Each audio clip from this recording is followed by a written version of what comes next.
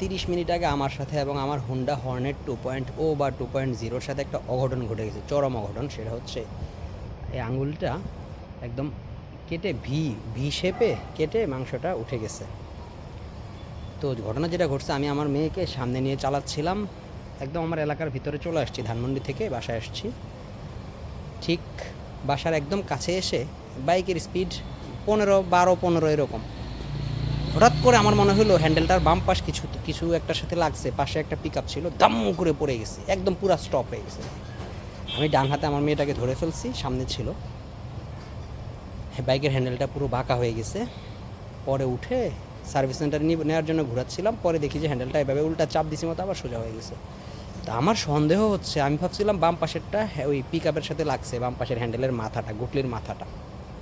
পরে দেখলাম যে পিক আপের গেটও খোলা ছিল না, কিছুই ছিল না, আমি সোজাই যাচ্ছিলাম, পিক আপ আমার কোনো রেঞ্জের মধ্যেই ছিল না। এখন আমার সন্দেহ হচ্ছে সম্ভবত আমার এবিএস লক হয়ে গেছে, পুরা স্টপ, পুরা চাকা স্টপ হয়ে দাম করে পড়ে গেছে। স্পিড ছিল 15, ম্যাক্সিমাম 15, একদম বাসার সামনেই 15 বা 20, এ হচ্ছে অবস্থা। এখন আমি মানে চিন্তা করতে পারতেছি না, বুঝতে পারতেছি না কেন এরকম হলো। আমি ব্রেক করছি কি না আমার মনে নাই, কিন্তু আমি এখন নিশ্চিত অনেকটাই যে আমার এবিএস লক হয়ে গেছে, পুরো চাকা লক হয়ে গেছিলো।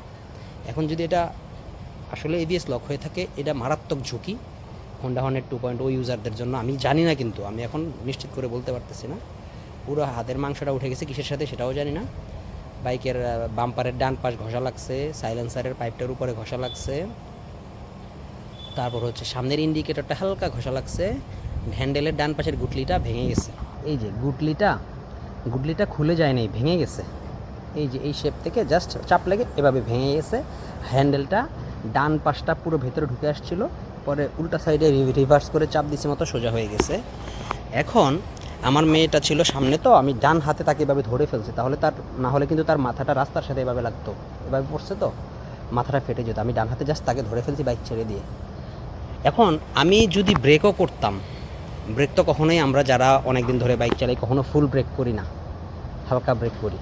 আর এবিএস ব্রেক করলে তো স্বাভাবিক ওইটা লক, অ্যান্টি লকটা কাজ করবে। এখন আমি নিশ্চিত এবিএস লক হয়েছে বা এই টাইপের কিছু হয়েছে, আর কিচ্ছুর সাথে লাগে নাই, কোনো গর্ত ছিল না, কিছুই ছিল না। আমি যে স্লো যাচ্ছিলাম 12-15, হালকা হয়তো ব্রেকে যাচ্ছিলাম, হঠাৎ করে পুরো বাইক স্টপ।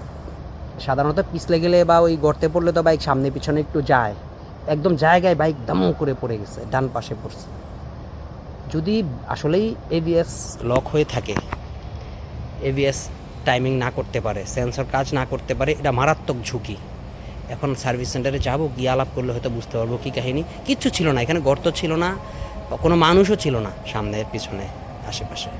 জাস্ট হঠাৎ করে মনে হলো যে বাইকের চাকাটা পুরো আটকায় স্টপ হয়ে গেছে। পরে আমি চিন্তা করলাম এখন যে মনে হয় আমার এবিএস লক হয়ে গেছে।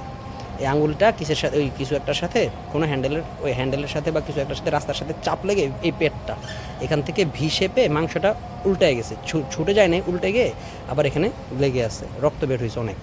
আর আমার মেয়ে মারাত্মক ভয় পাইছে, আল্লাহ না করুক তার কিছু হয়নি, তার হাত পা পুরো শরীর চেক করছি, কোথাও কিছু হয়নি, কিন্তু তার এই যে হাতের এই জায়গাটায় মনে হয় পিসের সাথে ঘষা লাগছে, জ্বলতেছিল, বলছে বাবা জলে, আর কান্না করতেছিল, ভয় পেয়েছে। তো জলে পরে দেখলাম যে হ্যাঁ হালকা ফুলে গেছে চামড়া, ঘষা লাগলে যেরকম হয় আর কি, হালকা রক্তের, হালকা মানে ছিটা রক্ত যেমন জমে যায় এরকম। তো এবিএস যদি লক হয়ে থাকে, আমি ভাই কিছু বলতে পারতেছি না, যে মানে কি বলবো আমি। হোন্ডা হর্নেট 2.0, হোন্ডার তো সুনাম আমরা জানি, কিন্তু যদি এবিএস লক হয়ে থাকে তাহলে এটা মারাত্মক ঝুঁকি। যদি হাইওয়েতে এরকম হয়ে থাকে তাহলে কী অবস্থা হবে, সামনে পিছনে গাড়ি, বড় গাড়ি, ট্রাক, বাস, ভলভো, এসব ওইসব জায়গায় যদি এরকম লকের কোনো ব্যাপার ঘটে তাহলে আমি জানি না।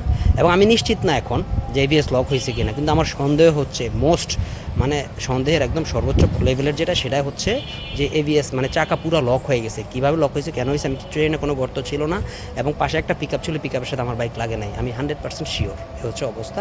পরবর্তী পর্যায়ে কী আসবে বিষয়, চিন্তায় কী বেরোয়, গবেষণা, সেটা আপনাদের সাথে শেয়ার করবো। ধন্যবাদ সবাই, ভাই সাবধানে একটু রাইড করবেন। আল্লাহ হাফিজ, আসসালামু আলাইকুম। আর আমার জন্য একটু দোয়া করবেন।